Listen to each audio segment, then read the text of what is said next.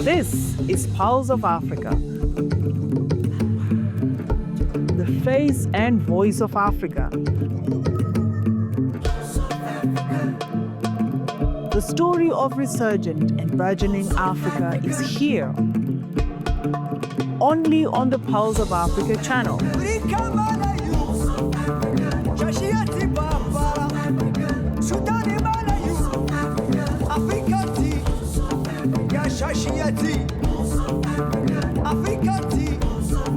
Pulse of Africa, the face and voice of Africa.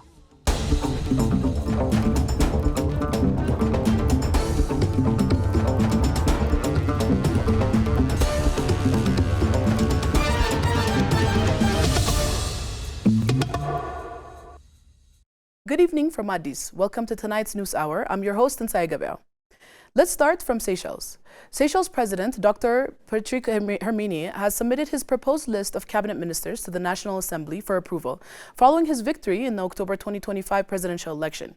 This submission represents a key step in the formation of the new government. The National Assembly will now review and deliberate on the proposed nominations in accordance with constitutional procedures. The final composition of the cabinet will be officially announced upon completion of the parliamentary approval process. Nigeria will impose fines of up to 12 million naira and jail terms of up to 10 years on traffickers of ivory, pangolin scales, and other wildlife in the sweeping new bill passed by its Senate on Tuesday. Conservation groups say the law could help curb organized crime networks. The networks have been linked with more than 30 tons of ivory since 2015 and over half of the global pangolin scales trafficking between 2016 and 2019. The Endangered Species Conservation and Protection Bill, passed by the lower parliament in May, updates decades-old laws that allow offenders to spend 3 months to 5 years in jail or pay fines as low as 100,000 naira for trafficking. The bill grants the Nigerian customs investigators power to track financial flows and search and detain aircraft and vessels transporting prohibited wildlife. Judges will be allowed to fast-track cases and seize assets. The law, which also prohibits pollution of wildlife habitat and the eating of endangered wildlife, aligns Nigeria with global treaties and enables extradition of offenders.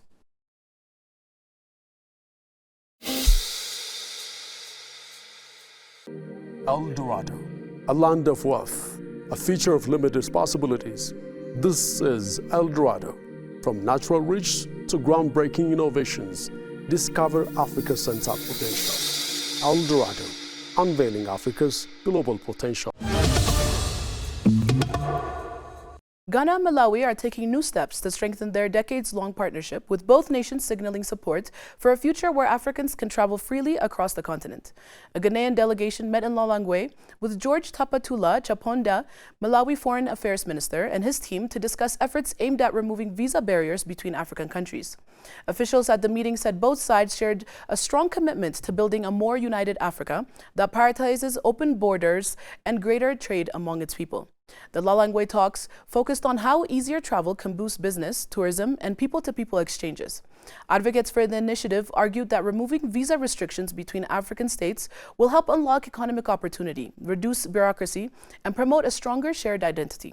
The push aligns with the wider African Union agenda to promote regional integration. Supporters say that Ghana and Malawi are demonstrating cooperation could encourage other countries to follow. Sierra Leone's President, Julius Maada Bio, called on local and international investors to tap opportunities in Sierra Leone's agricultural sector. Speaking at the inaugural Sierra Leone Agri-Food Investment Summit, President Bio emphasized that the country's vast arable land and potential to feed over 400 million consumers in West Africa. He urged investors to create jobs, boost exports, and strengthen food systems in key sectors including rice, cassava, poultry, cocoa, and coffee. It is a call to secure our nation's dignity through the power to feed ourselves, create jobs, and build prosperity from our own soil. Today, we present Sierra Leone's agriculture and food sector as open for business, full of opportunities and promise. I want to assure you that my government is committed to building a modern agri-food economy that is powered by the private sector investment, local enterprise, and global partnership. Our nation offers competitive advantages for doing business in Sierra Leone, especially in the agriculture sector. He emphasized tax incentives, transparent laws, and regulatory reforms to build a modern, self-sufficient food economy. The summit also highlighted over $2 billion in foreign investment commitments, lower interest rates, and strengthened government-private sector partnerships aimed at transforming Sierra Leone's agricultural landscape. Chinese Foreign Minister Wang Yi said on Wednesday that China stands ready to work with Algeria to carry forward the traditional friendship and promote mutual beneficial cooperation for more achievements in bilateral ties. Wang made the remarks during a phone conversation with Ahmed Attaf, Algeria's Minister of State and Minister of Foreign Affairs. Noting that China and Algeria share a profound traditional friendship, Wang said the two countries have built an all-dimensional framework of cooperation and established a comprehensive strategic partnership. Under the guidance of Chinese President Xi Jinping and his Algerian counterpart Abdelmajid Tebboune, the bilateral relationships has achieved steady and sound development, Wang said.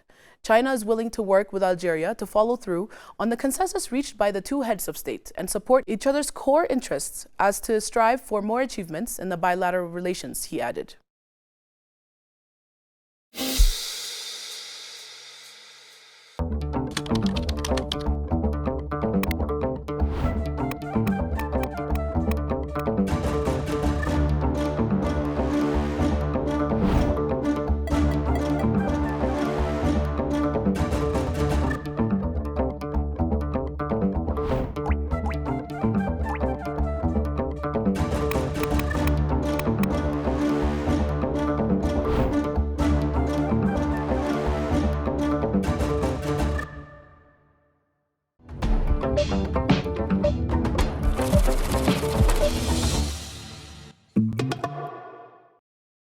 Now to business news. ExxonMobil Corporation, the U.S. oil and gas major, recently announced that it has signed a memorandum of understanding with the Gabonese government to explore deep water and ultra-deep water areas for potential oil and gas reserves. The company has only disclosed the signing of the MOU without providing additional details about the agreement. The MOU signifies the U.S. energy company's increasing footprint in Africa. ExxonMobil already has a presence in several countries in Africa, including Nigeria, Mozambique, and Angola. Exxon was previously active in Gabon as well. In 2006, the company made a hydrocarbon discovery in collaboration with Chevron Corporation in Gabon.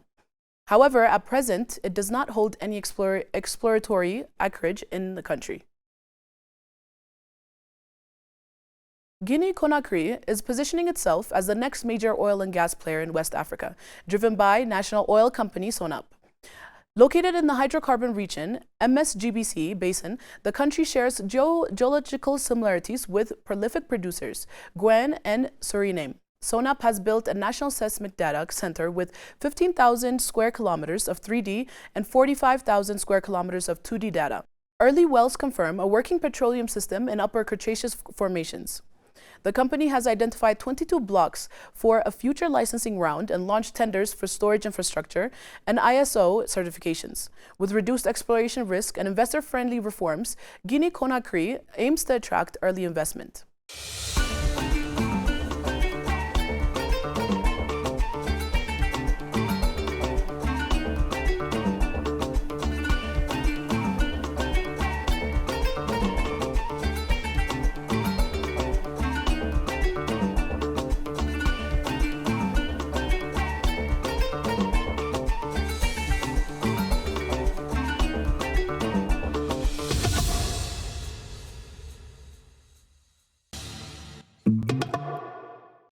Finally, Vendetta Resources, the mining and energy company controlled by Indian billionaire Anil Agrawala, proposes to scale up the $1 billion investment in Zambian copper unit to develop multiple tailing leaching facilities required to enhance copper production from secondary sources, said CEO Deshini Naidu in an interview.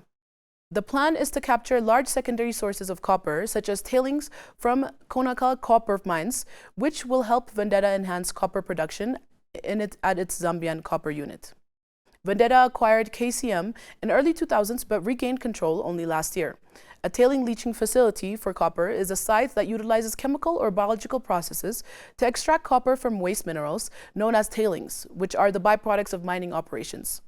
Naido stated that KCM site in Zambia also features one of the largest tailing leach plants in the world. Now let's check the current weather forecast.